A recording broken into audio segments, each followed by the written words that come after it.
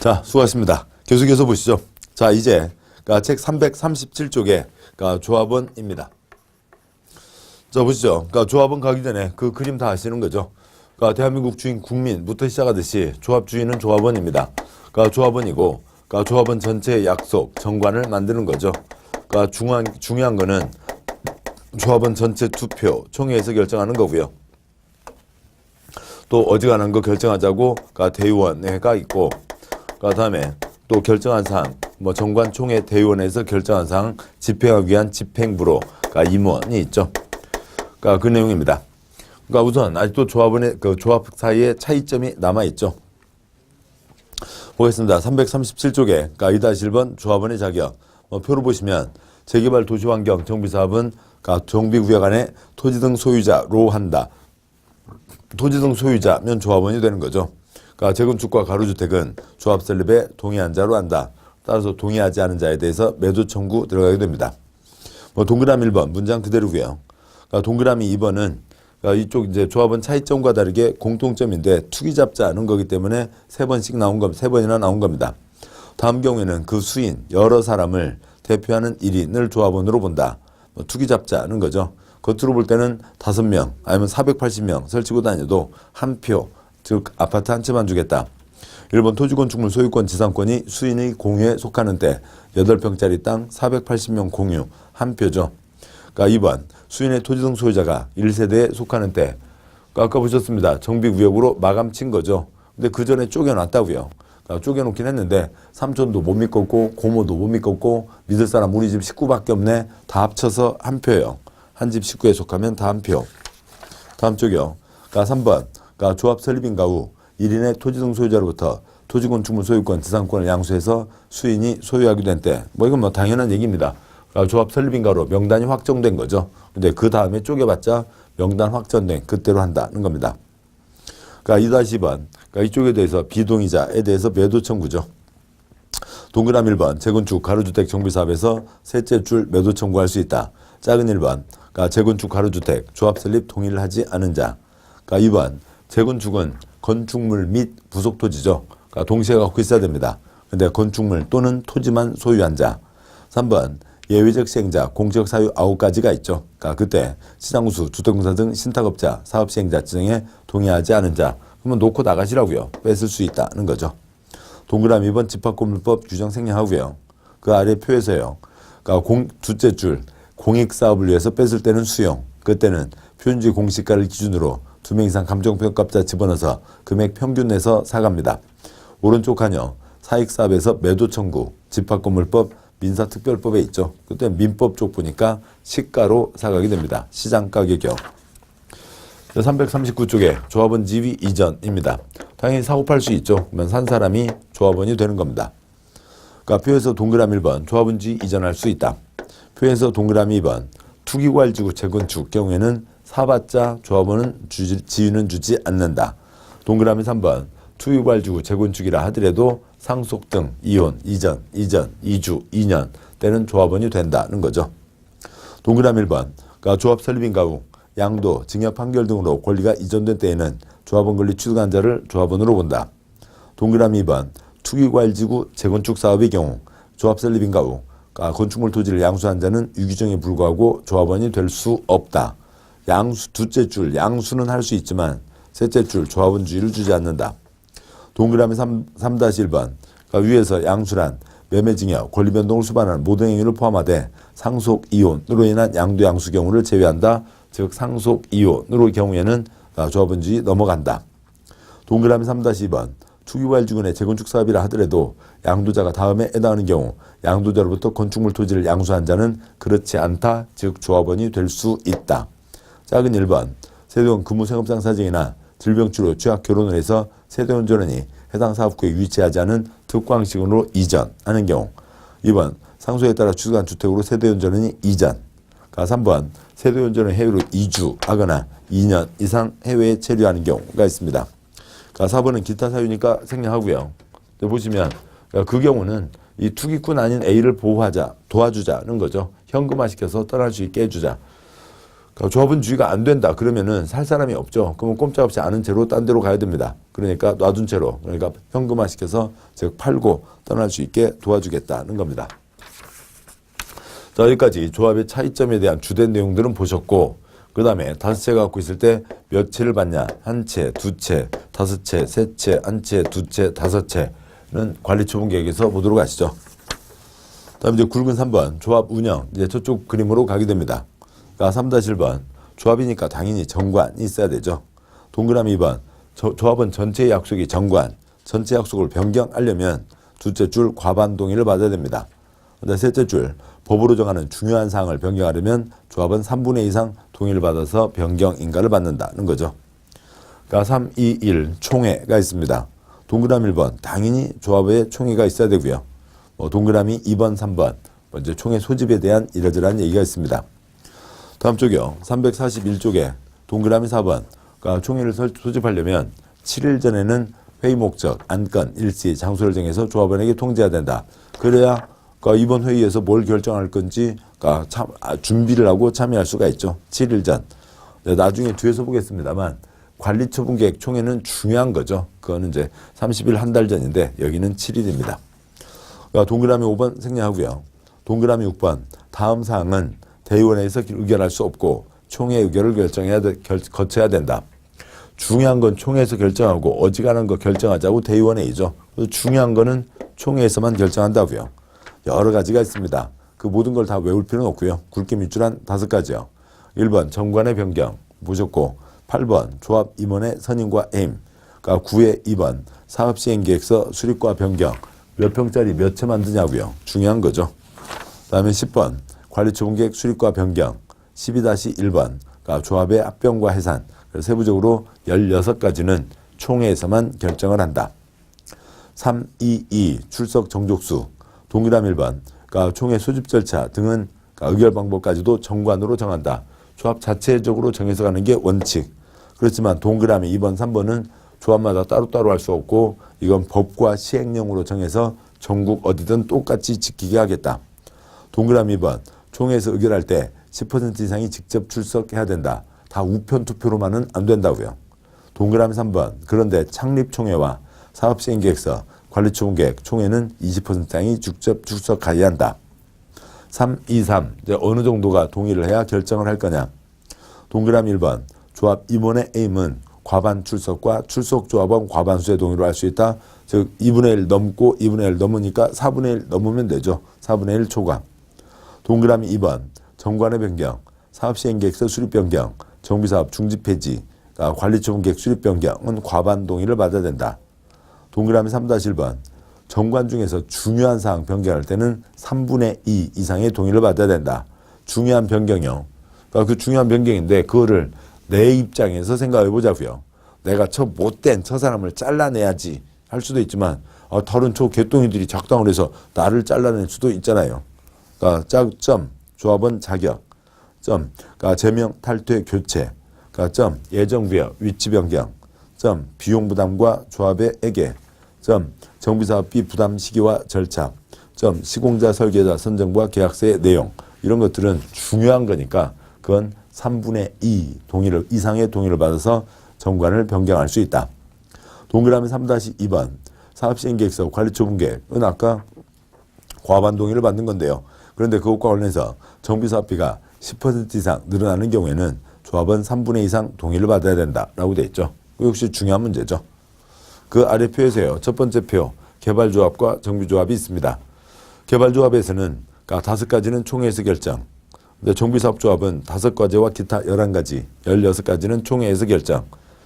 그러니까 여기 정비사업에서 정비구역은 그러니까 10년짜리 시간표에서 예정구역 정해졌고 그래서 오게 되는 겁니다. 이거에 대해서는 크게 얘기할 게 없다고요. 몇 평짜리 몇 채 지을 거냐, 설계도, 누가 어디 받냐, 관리처분 계획이 더 중요한 거죠. 정관과 임원의 선임 해임, 조합 합병 해산 포함해서 16가지요. 두 번째 표요. 총회 의결. 그러니까 총회 의결 방법은 정관으로 정하는 게 원칙. 중요한 건 법과 시행령으로 정해져 있으니까 어느 조합이든 다 지켜야 된다. 그러니까 법정사항이요.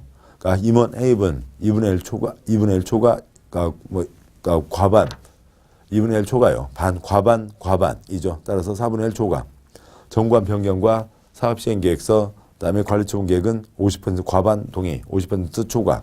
근데 정관 변경 중에 중요한 것, 사업시행계획서, 관리처분 계획으로 10% 이상 늘어나는 경우에는 3분의 2 이상의 동의를 받아야 된다는 거죠. 3-3번, 그러니까 이제 대의원회입니다. 조합수가 100인 이상이면 대의원회를 두어야 한다. 여기는 시설엉망, 건물엉망. 그러니까 돈 많은 사람들이 거기에 살고 있을 리가 없죠. 그래서 거기에 토지등 소유자가 살고 있는 비율이 15% 내외입니다. 다 다른 데에 살고 있다고요. 그래서 총회를 하기가 쉽지 않다고요. 대의원회라도 있어야 그 16가지를 제외한 어지간한 것 결정해서 진행해 갈 수가 있는 거죠. 대의원회를 두어야 한다. 셋째 줄, 개발법은 개발되지 않은 곳이죠. 다 그 지역 살고 있으니까 대의원회를 둘 수 있다. 동그라미 2번, 조합장이 아닌 임원은 대의원이 될 수 없다. 뭐 지난번에도 보셨던 거였죠. 의결과 집행은 구분해야 된다고요. 동그라미 4번, 5번 생략하고요. 3-4번 임원이 있습니다. 동그라미 1번, 조합의 임원으로 조합장, 이사, 감사를 준다. 동그라미 2번, 둘째 줄점, 조합장, 이사이, 자기를 위한 조합과의 계약 소송에 대해서는 감사가 조합을 대표한다. 뭐 조합장, 이사가 지 건설회사 끌고 들어와서 지 회사에 돈 벌어 나가고 조합에 피해주면 안 된다는 거죠. 3번, 조합 임원은 같은 목적의 정비사업을 하는 다른 조합 임원 직원을 겸할 수 없다. 하나하나 열심히 하라고요. 4-7번, 다음 행위를 해서는 안 된다. 1번 금품, 2번 금품. 4-2번, 유규정을 위반한 자와는 5년 이하의 징역 5천만 원 이하 벌금에 처한다. 추진위원회 위원이나 임원 선출관에서 봉투 열렸네. 그러니까 봉투 돌리면요. 그래서 봉투 받으면, 봉투 열면 5년짜리 수갑이 나온다고요. 5년 이하 5천만 원 이하. 5-1번, 다음 자는 조합 임원이 될 수 없고, 그러니까 5-2번, 그러면 그 임원 될 수 없는 결격사유에 해당하면 당연 퇴임하는 거죠.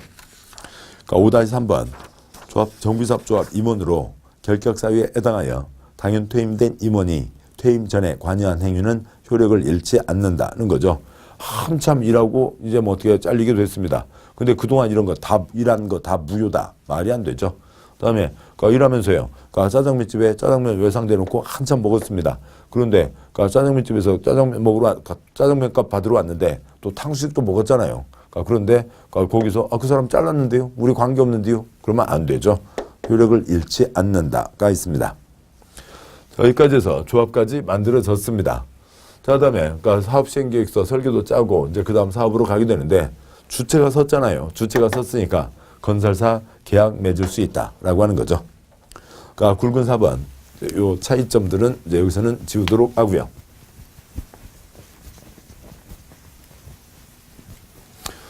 조합 주체가 섰습니다. 보시죠. 동그라미 1번. 조합은 조합 설립인가를 받은 후 총회에서 국토부 장관이 정하는 경쟁 입찰 방법으로 건설업자 등록사업자를 시공자로 선정해야 된다. 총회에서 정해야죠. 경쟁 입찰로 정해야죠. 언제요? 주체로 섰으면. 네 점. 조합은 100명 이하 정비사업 경우에는 조합 총회에서 정관으로 정하는 바에 따라 선정할 수 있다. 총회에서 결정하는 건 당연한데 이거는 국토부 장관이 정하는 경쟁 입찰이 아니라 정관에서 그냥 어떻게 하자. 숫자가 적으니까 그렇게 자기들이 정할 수 있다고요. 동그라미 2번. 도시환경 정비사업을 토지등 소유자가 시행하는 경우에는 사업시행인가를 받은 후 규약으로 정하는 바에 따라 건설업자 등록사업자를 시공자로 선정해야 된다가 있습니다. 두 번째 계획이 설계도가 사업시행계획서였죠.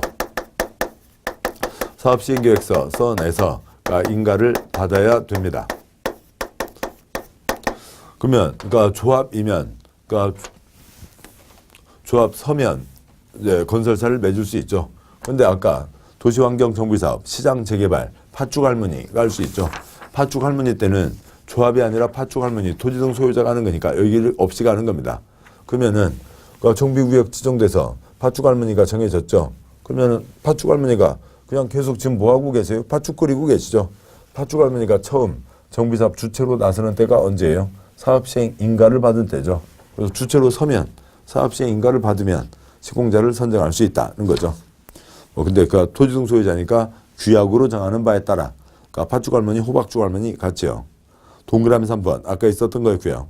예외적 시행자 규정에 따라 시장구수가 하거나 주택공사 등 지정개발자 지정한 경우 예외적 시행자는 예외적 시행자 지정고시 후 시공자를 선정한다. 그러니까 동그라미 1, 2, 3 다 주체 서면은 계약 맺을 수 있다는 겁니다. 4-10번 시공계약 동그라미 1번 공사계약 체결할 때 철거공사에 대한 사항을 포함해야 된다. 옛날에 시공 따로 철거 따로 철거가 엉망진창이라고요. 특히 대부분 특히 문제가 되는 게 성면 철거예요. 말이 안 그러니까 뭐 엉망인 경우들이 많았죠. 이제 같이 하라. 동그라미 2번 시공자 설계자 정비사업 전문관리업자 선정과 관련해서 다음 행위 할 수 없다. 1번 금품 다음 2번 군품 동그라미 3번 봉투 열렸네 5년짜리 수갑이 나온다고요. 5년 이하 징역 5천만 원 이하의 벌금에 처한다. 동그라미 4번 5번 생략하고요. 그 아래 박스 도시정비법 최고형 5년 이하 5천만 원 이하가 있습니다. 1번 동의서 위조, 그러니까 2번 그러니까 위원과 임원 선출관에서 봉투, 3번 시공자 설계자 전문관리업자 선정관에서 봉투가 있습니다. 4-3번 소유권 확인이 곤란한 경우요. 그러면 그러니까 토지등 소유자가 있어야 그다음 이제 뭔가를 확인되고 그래서 이것저것을 진행하는데 나타나질 않는다고요. 연락이 안 된다고요. 한정없이 기다릴 수는 없죠. 동그라미 2번 시행자는 정비사업 시행함에 있어 조합 설립인가를 현재 건축물 토지 소유자 소재 확인이 현저히 곤란한 경우에는 전국으로 배포되는 2 이상 신문에 2회 이상 공고하고 공고한 날부터 30일 이상이 지나면 소유자 소재 확인이 곤란한 토지 건축물 감정평가액에 해당하는 금액을 법원에 공탁하고 정비사업을 시행할 수 있다는 거죠. 그 땅값 맡겨놓고 사업을 한다고요. 땅 주인 나타나면 가져가면 되죠. 다음 쪽에요. 동그라미 3번 주택 재건축 사업을 시행함에 있어 조합 설립인가를 현재 주택단지 내 주차장 등 조합원 전체의 공동소유인 토지건축물에 대해서는 조합 소유 토지건축물로 본다. 그러니까 주차장을 조합원 1000명 1000분의 1 쪼갰다가 또 다시 합쳐서 가져오고 그럴 필요가 없죠. 조합으로 넘어온다는 겁니다. 그 아래요. 주민대표회의와 그 다음에 토지등 소유자 전체회의가 있습니다. 먼저 그 아래 표는 도시개발조합과 정비사업조합, 정비사업조합의 표에 하나, 둘, 셋, 넷째 줄이요. 재개발 도시환경, 재건축, 가로주택 그 차이점들이 이제 중요한 내용들이 서로 비교되는 차이점들이 있습니다. 뭐 다른 차이점들은 이제 뭐 앞에서도 말씀드렸고 개발법에서도요. 여기서는 가장 아랫줄이요. 그러니까 개발법에서는 주민대표회의가 따로 없습니다. 그런데 이쪽 정비사업조합에서는 주민대표회의와 그다음에 또 토지등 소유자 전체회의는 또 있기도 하고 없기도 하고 그런 차이가 있는데 각각 어떤 내용인지 보도록 하시죠. 348쪽이요. 위의 표에서 그러니까 시장우수, 주공 등 지정개발자가 아닌 자가 정비사업을 시행하려면 토지등 소유자로 구성된 조합 설립해야 된다가 있었죠. 그런데 그 표에서요. 그 아래, 그러니까 가운데에서요. 그러면 시장우수, 주공 등이 시행자이면 토지등 소유자 꼼짝없이 당하라는 법 아니죠. 그래서 모임을 만들어서 얘기할 수 있다고요. 그게 주민대표회의. 아까 그 지정개발자가 세 가지가 있는데 그중에 세 번째 3분의 1 이상 신탁받은 신탁업자가 있었죠. 신탁업자, 그러니까 토지등 소유자로 보면 신탁업자에게 이렇게 하라고 맡긴 겁니다.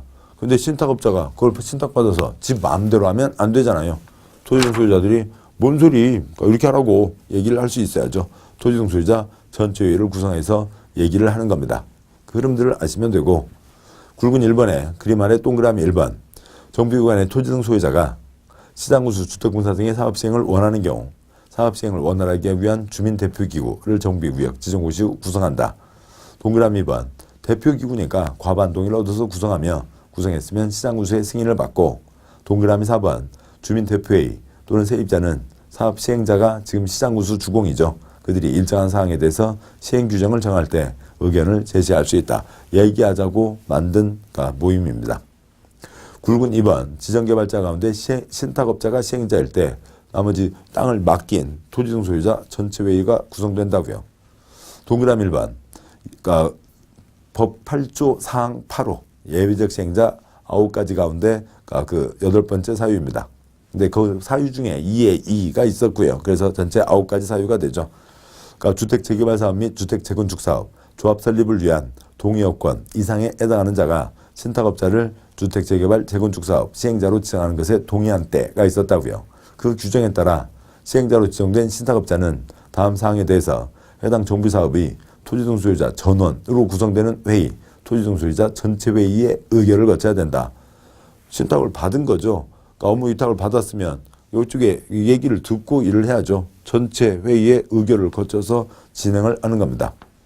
뭐 1번 1, 2, 3 다음 쪽 보시면 4, 5, 6 그러니까 6에 또 10일까지 세부적인 사항이 있고 또 7번까지 해서 여러 가지 사항들이 있습니다. 그 모든 걸 보실 건 없고요. 그다음에 뭐 동그라미 2번 전체 회의는 시행자의 직권. 자 이제 중요한 걸 해야 되니까 의견들을 말씀하시죠. 또 아니면 이쪽에서 너 왜 네 맘대로 우리 뜻인 일이여. 그러니까 5분의 1 이상 요구로 시행자가 소집한다는 거죠. 그다음에 굵은 3번 시공자 선정에서요. 그러니까 동그라미 1번은 아까 보셨고 동그라미 2번 그러니까 주민대표회의나 토지등 소유자 전체회의는 경쟁 입찰 방법에 따라 시공자를 추천할 수 있고 주민대표회의 또는 토지등 소유자 전체회의가 시공자 추천했으면 시장구수, 지정개발자, 주택공사 등은 이 추천한 자를 시공자로 선정해야 된다. 뭐 아파트 그 벽에다가요, 측벽에 어느 회사 마크를 붙여놓냐, 뭐 그런 것들은 또 집값에 상당한 영향을 미치는 거죠. 우리는 뭐 무슨 A 건설회사를 원한다. 그런데 이쪽에서요, 시장구수, 주택공사 등 지정개발자가 에이 그쪽 말고요. 내 고등학교 동창 B 회사 있거든요. 나는 B 회사랑 할래요. 안 된다고요. 그러니까 이쪽에서 아까 추천했으면 그 자를 시공자로 선정해야 된다는 얘기입니다. 뭐 그다음에 동그라미 3번 뭐 경쟁 입찰이 일반 입찰, 제한 입찰, 지명 입찰 등이 있다. 뭐 그냥 그려볼 수 있는 그런 것들입니다. 세부적인 사항 생각하시죠. 자 여기까지 와서 그러니까 조합과 그다음에 지금 시공자 선정까지 그리고 그러니까 조합이 아닌 시장우수 주공회 할 때 주민대표회의 지정개발자 가운데 신탁업자 할 때 토지등 소유자 전체 회의까지를 보셨습니다.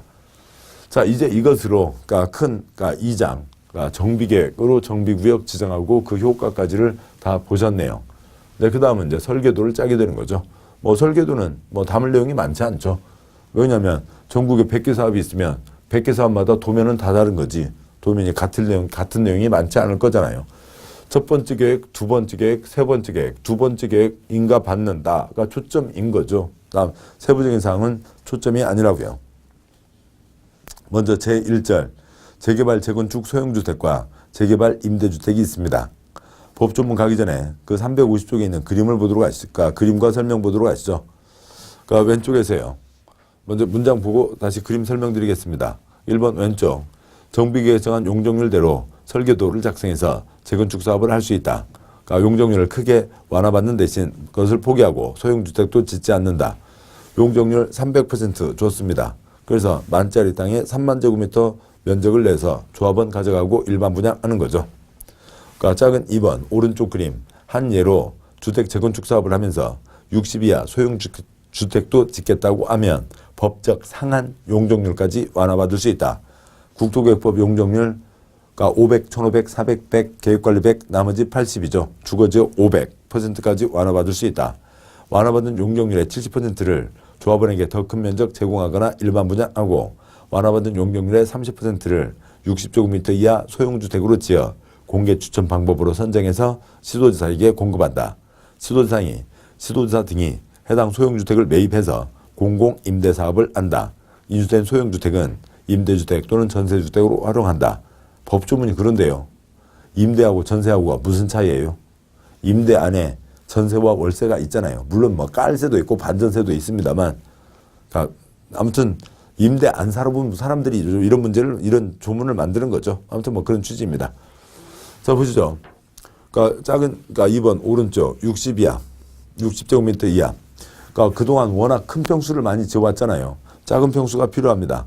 근데 작은 평수 짓겠다고 하면 그러니까 꼭대기까지 풀어준다고요. 그러면 조합원들은 지금 보셨듯이 70%를 더 팔 수가 있는 거죠. 완화받은 것의 70%를 지금 여기로 보면 14,000을 더 파는 거니까 그만큼 이익되고요. 또 거기에 올려서 30% 조그만 집이 나오게 되니까 그걸 또 시도자가 돈 주고 사가는 거죠. 조합원들은 그것도 돈 받고 파는 겁니다.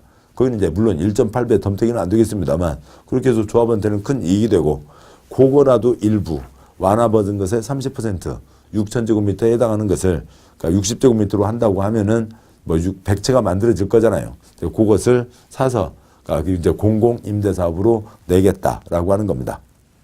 그런 취지이죠. 그래서 한쪽 보시면 그러니까 그래서 그 이제 다음 쪽 제일 위에 작은 글자요. 요렇게 하면은 아까 관리처분에서 조그만 집 지으면 한 채 더 지을 수 있다가 있었죠. 그 조그만 집 60제곱미터 이하 주택을 얘기하는 겁니다. 그 다음에요. 그 아래 표에서 그 셋째 줄 표에서요. 다음 정비 사업을 하면서 60 이하 소형주택도 짓겠다고 하면 60제곱미터가 18.7평입니다. 그러니까 국토계획법 상한 용적률까지 완화할 수 있다. 과밀 억제 권역이나 아닌 곳에서 주택 재건축 재개발 재건축 재개발이요. 그러니까 사업이 6가지가 있죠. 그러니까 1, 2, 3, 그러니까 4, 5, 6 있습니다. 1번 달동네 지원 사업이요. 뭐 거기는 애당초 짓는 게 임대아파트죠. 그다음에 상가 재개발, 공장 재개발, 주택이 초점이 아니죠. 5번은 주거환경 개선 관리 사업은 도로공사로 왔는데 주택하고 관계가 없고요. 6번은 소규모잖아요. 그래서 4개를 뺀 2가지 경우에만 그걸 떠올리시면 아시는 거지 그런 걸 다 외우는 거 아니죠.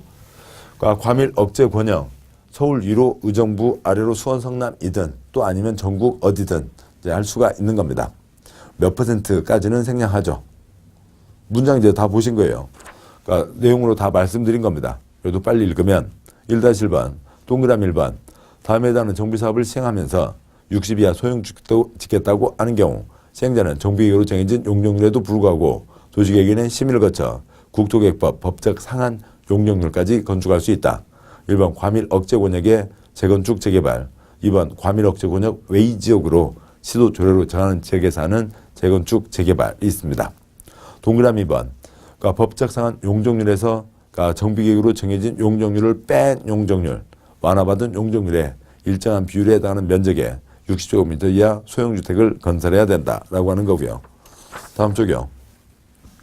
352쪽 1-2번 동그라미 1번 시행자는 조합원에게 공급되고 남은 주택을 대상으로 공개 추첨 방법에 의해서 소형주택을 선정해야 된다. 추첨으로 해야지. 그러니까 저쪽 한쪽에다 싹 몰아놓고 페인트 색깔도 따로 칠하고 전혀 막 호랑가시나무 쳐놓고 전혀 다른 단지처럼 하고 그런 짓은 하지 말라고요. 추첨으로 정한다. 그걸 내는 것도 아니고 판다고요. 돈 받고 판다고요. 그러니까 동그라미 2번 국토부 장관, 시도지사, 시장구 주택공사 등에게 공급, 판매하는 겁니다. 동그라미 4번 그거를 둘째줄 임대주택, 전세주택으로 활용한다고 돼 있죠. 굵은 2번요. 각 사업별 주택의 종류와 규모별 비율이 있습니다. 동그라미 1번 국토부 장관이 정한다는데 다음 쪽 보시죠. 다음 쪽 353쪽 이 비율 갖고 시험 나온 적은 없습니다. 먼저 보시면 주거환경 개선사업 첫 둘째 줄 찌그만 집 어느 정도 지으라고요. 그다음에 셋째 줄 임대주택 어느 정도 지으라고요. 거기 조그만 임대주택 숫자도 있습니다. 그러니까 재개발 사업도 마찬가지입니다. 근데 재건축은 그러니까 임대주택 지어라라고 하는 건 정해져 있지 않은 거죠. 그런데 그 중에 그러니까 이 두 번째 칸 주거환경 개선 사업의 임대주택은 대부분 공공임대일 거잖아요. 그러니까 뭔가 공공임대니까 우리 세금으로 하는 거니까 문제가 안 됩니다. 그러니까 네 번째 칸 재건축은 아예 임대 비율이 정해져 있지 않잖아요. 세 번째 칸요 재개발도 재개발에 임대 비율이 정해져 있습니다. 그러니까 근데 재개발 조합에서 사업을 합니다. 그러니까 조합원이 가져가고 일반 분양하고 임대 물량이 있잖아요. 일반 분양은 집값을 다 받았으니까 조합원들이 나눠 가지면 편하죠. 임대 물량은 집은 지었는데 임대로 내서 뭐 어떻게 하는 거예요? 그러니까 보증금 받고 월세 조금씩 받는 거죠. 그러니까 그거 파는 것보다는 훨씬 더 부담이 되는 거잖아요. 그것을 공적 주체가 사주겠다고요. 재개발 조합을 도와주기 위해서 재개발 임대주택을 공적 주체가 돈 주고 사가겠다고요. 그러면은 재개발 조합은 이제 그 돈을 다 나눠 가지게 되니까 조합원들에게 이 조합원들이 편해지겠죠. 동그라미 1번. 그러니까 국토부 장관, 시도지사, 시장구수, 주택공사 등은 재개발 사업 조합이 요청하면 임대주택을 인수한다. 넷째 줄 시도지사, 시장구수가 우선해서 인수하고 그 아래 괄호 재개발 사업 시행자 즉 조합의 부담을 줄여주기 위한 제도이다 라고 되어 있습니다. 다음 354쪽이요. 그러니까 제2절 그러니까 사업시행계획서 인가 이제 설계도로 오게 됐네요. 첫 번째 계획 위치 결정, 두 번째 계획 설계도입니다. 굵은 1번, 동그라미 1번 그러니까 시행자는 사업시행계획서를 작성해서 조합총회를 열어 조합원 과반 동의를 받은 후 사업시행계획서 인가를 신청해서 시장구수에게 사업시행계획서 인가를 받아야 된다. 과반 동의를 받아야 됩니다. 예를 들어서요. 여기 그러니까 정비계획에 시설억만 건물억만이니까 어떤 시설을 넣는다, 어떻게 건물을 짓는다라고 하는 게 있죠. 거기에 아까 보셨듯이 용도, 건폐율, 용적률. 그러니까 용적률은 대지면적분의 연면적이죠. 그래서 용적률을 300% 줬다고 치자고요. 그러면 만짜리 땅에 3만 제곱미터를 지을 수가 있습니다. 그 가닥을 잡아주는 게 시도지사 대도시시장이었죠. 그러면 저 3만 제곱미터를 어떻게 할 거냐고요. 100제곱미터짜리로 300채를 지을 건지, 300제곱미터짜리로 100채를 지을 건지가 정해지는 거죠. 이렇게 정해지는 게 설계도입니다. 설계도에서 이 세부적인 가닥이 정해지는 달리 얘기하면 뭐예요? 그 아주 큰 땅, 큰 집 갖고 있었으면 새 아파트 들어가는데 걱정이 없잖아요. 그런데 아주 작은 땅, 작은 집, 거리도 안 되는 너무 작은 거면은 새 아파트 못 받는 게 기본이겠죠. 여기도 과소토지, 환지, 부지정. 아예 작은 땅은 또 그 아주 작은 건물은 새 아파트를 줄 수가 없습니다. 모두에게 다 줄 수는 없잖아요. 그런데 작은 쪽인데 아슬아슬한 쪽이 있다고요. 그런 사람에게는 이게 아주 큰 문제죠. 큰 거, 똘똘한 걸로 100채만 짓는다. 이건 무슨 얘기예요? 이제 돈 없는 분들은 나가세요. 우리 이제 있는 사람들끼리 우리끼리 멋지게 잘 살아봅시다. 그런 얘기죠. 이건 뭐고요? 당신들만 땅 주인이고 집 주인이요. 우리들도 땅 주인이고 집 주인이고 우리들도 들어가야지. 그 얘기죠. 중요한 겁니다. 따라서 과반 동의를 받아야 되는 거였죠. 과반동이 있었고요. 10% 늘어나면 3분의 2 이상 동의가 있었죠. 아까 조합총회에서요. 설계도에 이러저러한 내용이 들어가는 겁니다. 엄청나게 들어가겠죠. 그중에 동그라미 2번에 1번 토지용계획, 건축물 배치계획, 땅을 어떻게 쓰고 어디에 배치한다. 시설억만 건물억만이니까 시설 건물은 빠지지 않는다고요. 2번 정비 기반시설 설치계획, 그다음에 6번 건축물의 높이, 용적률 등에 관한 건축계획 등이 들어갑니다. 그 다음에 이러저러 하는 것들 들어가고요. 기출문제 나왔던 정도들을 읽어보시면 되겠죠. 됐습니다. 다음에 355쪽이에요. 9의 8.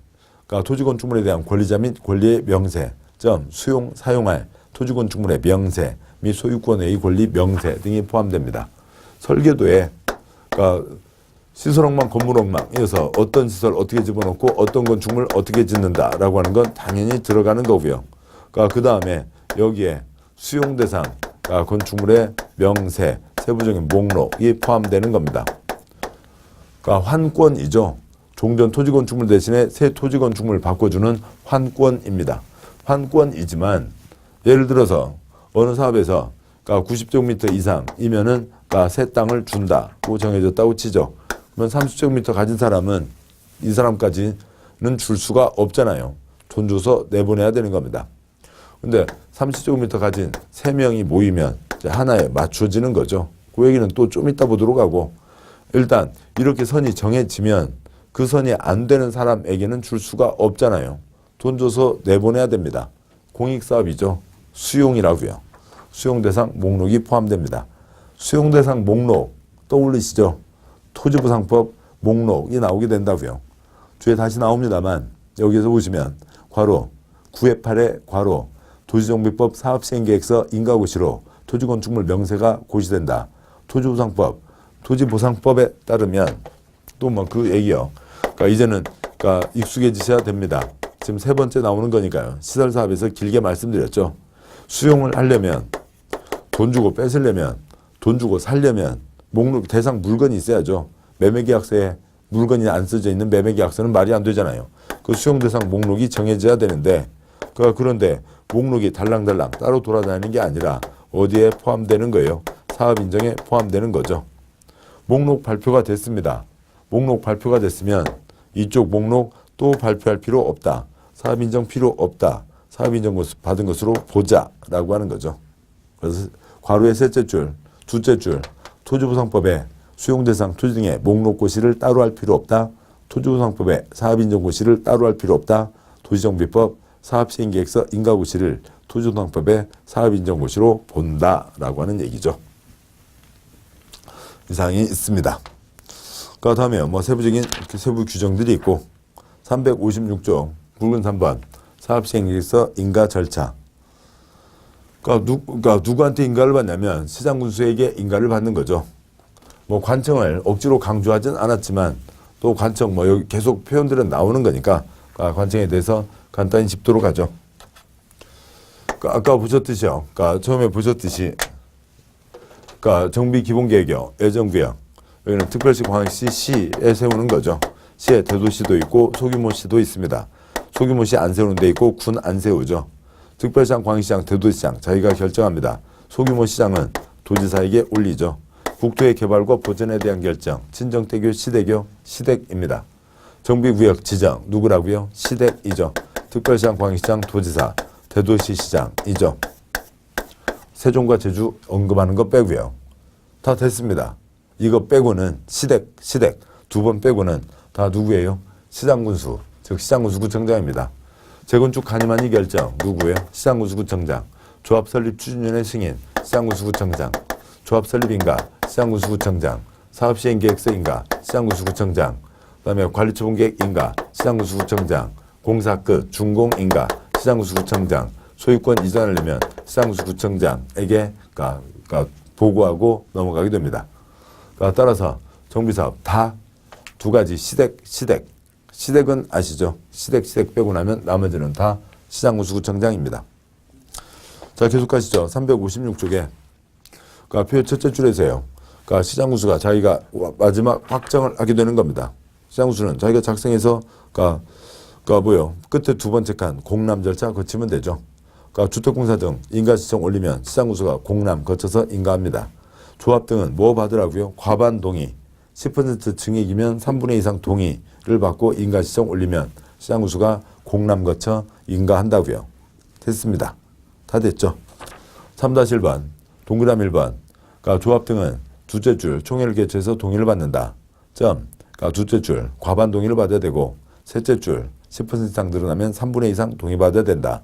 3-2번 시장군수가 공람 거쳐 인가 고시한다. 동그라미 1번 시행자는 시도사 대도시장이 고시한 정비계획에 따라 첫 번째 계획에 어긋나면 안 되죠. 그것에 맞춰서 시행자가 설계도를 써 올리는 겁니다. 정비계획에 따라 사업시행계획서에 정관 기타 서류를 전부해서 시장군수에게 제출하고 사업시행계획서 인가를 받아야 된다. 동그라미 2번 시장군수는 당연히 공람 절차 거치는 거고요. 동그라미 3번 교육시설이 포함되어 가까이에 교육시설이 있으면 그쪽과 협의한다. 동그라미 4번 인가했으면 당연히 고시 발표하는 거죠. 당연한 얘기입니다. 여기까지가 있고요. 다음 쪽에 동그라미 5번 변경할 때 다시 변경 인가 받는다. 당연하고요.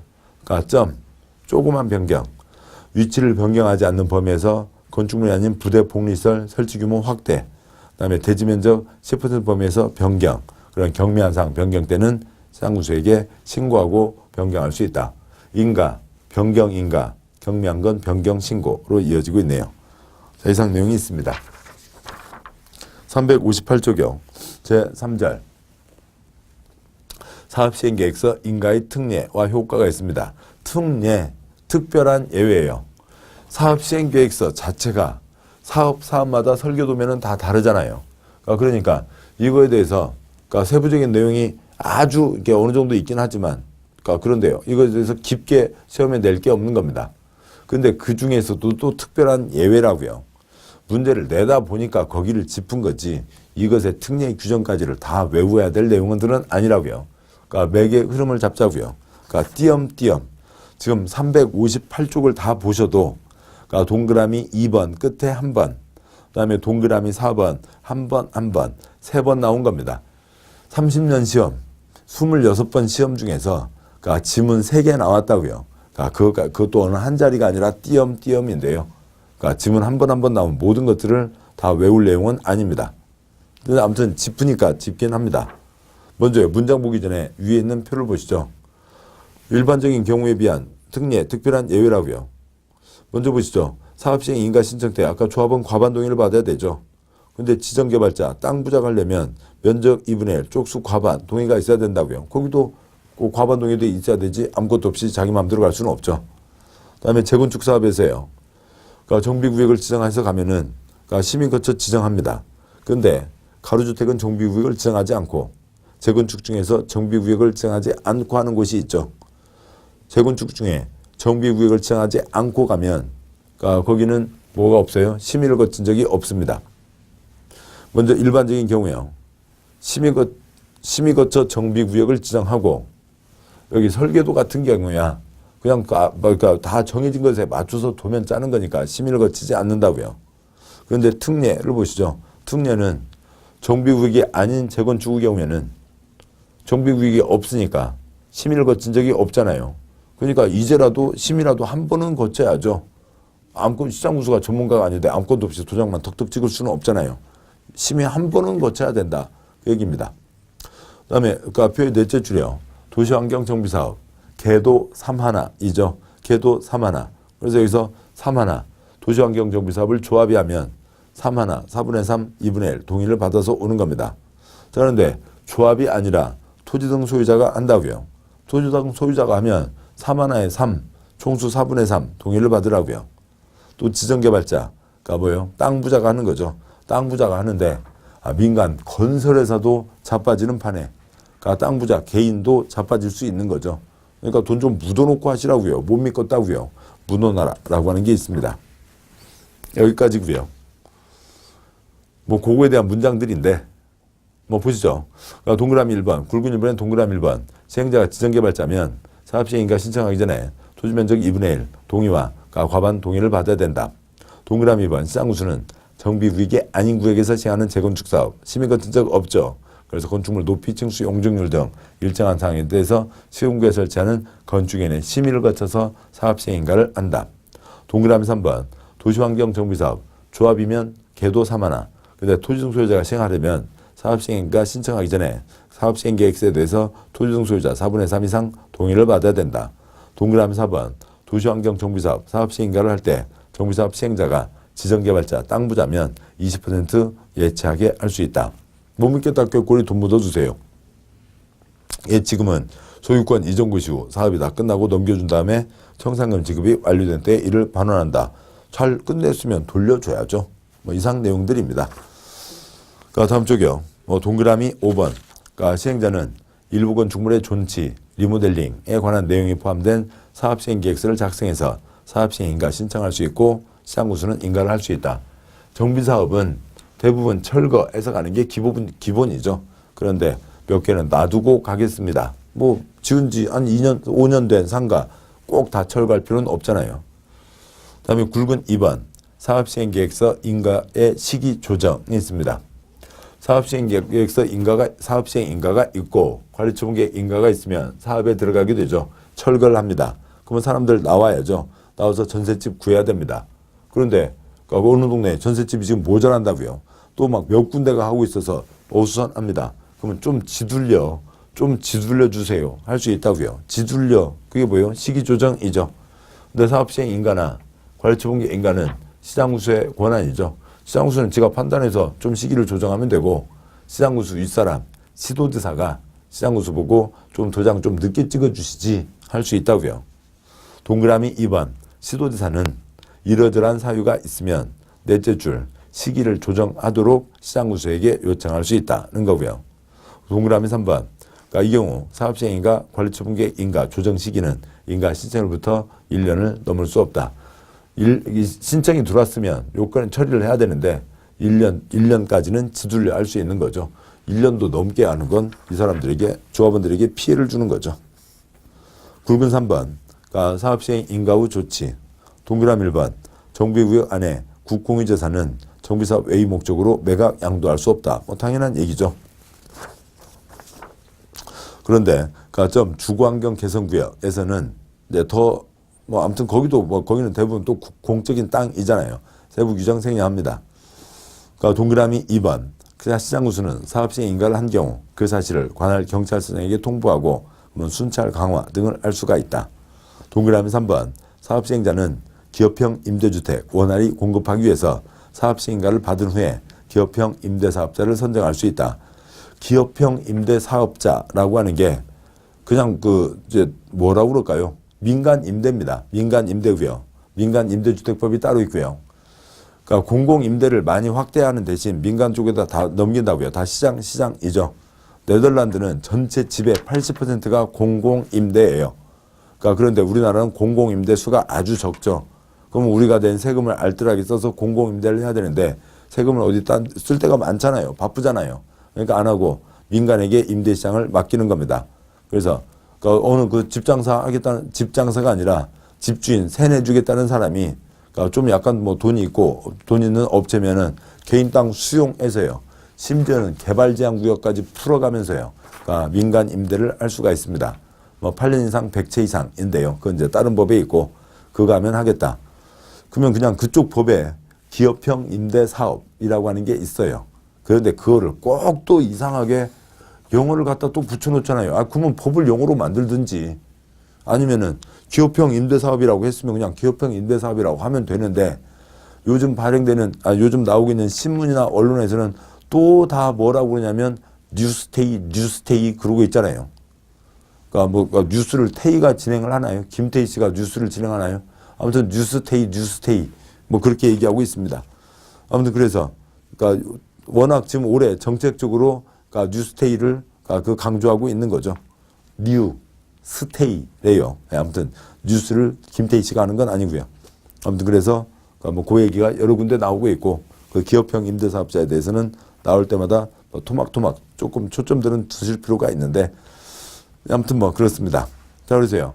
설계도가 정해져야 분양 임대가 정해지고 그래서 땅도 정해지고 주택도 정해지고 하는 거겠죠. 이게 있어야 그다음에 민간업자를 선정할 수가 있는 겁니다. 기업형 임대사업자를 선정할 수 있다가 있는 거죠. 자, 여기까지를 보셨습니다. 4번 수용사용이 있는데요. 아까 말씀드렸던 거였죠. 그러니까 4-1번 동그라미 1, 2, 3이 있는데 그 아래 표를 보시면 되겠네요.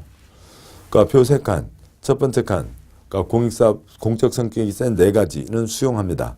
재건축 가운데 칸, 재건축은 긴급한 때에만 수용할 수 있고요. 세 번째 칸, 대부분의 재건축과 가로주택은 민법적 보조, 수용이 아니라 매도 청구로 갑니다. 그러니까 다음 쪽이요. 그러니까 361쪽에 4-2번 토지상법 준용과 특례에서 동그라미 2번 아까 보셨던 거였죠. 목록 발표가 됐으니까 목록 발표 필요 없다. 사업인정 필요 없다. 사업인정 고시가 있은 것으로 본다. 동그라미 2번 361쪽이죠. 4-2의 동그라미 2번 둘째 줄 목록이 포함돼서 사업시행계획서 인가고시가 있으면 셋째 줄 끝에요. 토지보상법 목록 필요 없다. 사업인정 필요 없다. 사업인정고시가 있은 것으로 본다. 동그라미 3번 재결 신청은 우리 시험 공법 다 시행기간 안에만 하면 되는 거죠. 동그라미 4번 갖고 4번 나왔는데요. 아까 보셨죠? 아까 말씀드렸던 그겁니다. 90제곱미터 이상이면 아파트 한 채 신청할 수 있다. 30제곱미터면 그러니까 돈 주고 뺏기는 거죠. 수용당하게 됩니다. 그런데 30제곱미터 가진 사람이 3명 모였다고요. 그러면 아파트 한 채 받을 수 있는 거죠. 물론 여유가 있고 그 정관 등으로 정해져 있을 때에만요. 아무 경우나 하는 건 아니고요. 근데 아무튼 받을 수 있는 요건은 되는 겁니다. 그러면 이분에게도 아파트 한 채 줄 수 있다고요. 언제요? 사업 끝나고 아파트 한 채를 줄 수 있죠. 안 되는 사람은 돈 줘서 내보내는 거잖아요.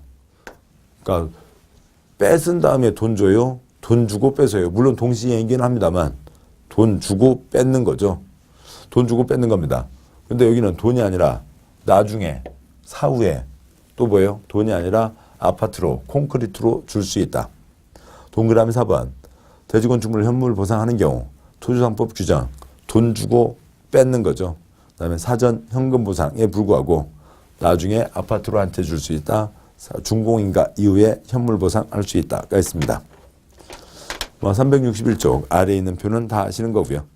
그러니까 설계도, 그러니까 이 목록에 대한 거였죠. 그다음에 굵은 5번 아까 말씀드렸죠. 사업시행계획서 인가가 있고 나서 감정평가를 하고 그 감정평가 가격에 따라서 옛날 땅값, 집값 비싼 사람부터 찍어가는 겁니다. 그 내용은 관리처분계획에 쓰여 있고요. 해설. 동그라미 2번 해설. 정비사업 진행할 때 사업시행 인가고시 후 종전 토지건축물에 대한 감정평가를 한다. 그 후에 분양신청을 받는데 종전 토지건축물 가격이 높은 사람부터 분양신청하는 게 일반적이다는 거죠. 자, 여기까지 설계도에 대한 내용을 보셨습니다. 자, 고생하셨고요. 자, 잠깐 쉬고 분양신청과 관리처분계획 내용으로 이어가도록 하시죠. 수고하셨습니다.